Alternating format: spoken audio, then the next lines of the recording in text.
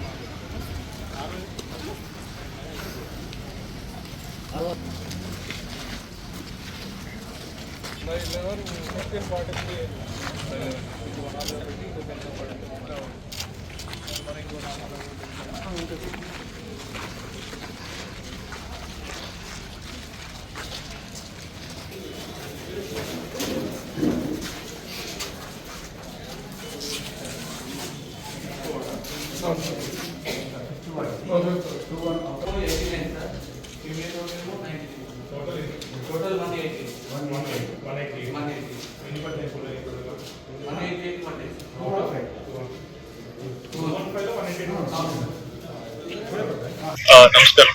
ఈ రోజు మనకి ఫేజ్ 2 లో ఉన్న మనకి 7 మండల్స్ 136 గ్రామాల్లో ఎలక్షన్ చేస్తున్నారు. సో మార్నింగ్ 7 o'clock కి ఆల్ పోలింగ్ స్టేషన్స్ లో 136 విలేజెస్ లో మనకి స్టార్ట్ అయింది. ఓటింగ్ అంతా కూడా అరౌండ్ 10-15% ఓటింగ్ కూడా స్టార్ట్ అయింది. ఇప్పటిదాకా చెప్తా ఉన్నారు. సో మనకి ఈ రోజు మధ్యాహ్నం 1 గంట దాకా కూడా పోలింగ్ స్టేషన్స్ లో ప్రజలందరూ వచ్చి అలా ఓటు వినియోగించుకోవాలని కోరుతా ఉన్నారు.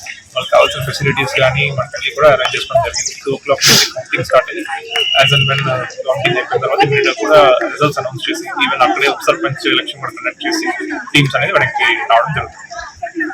Thank you.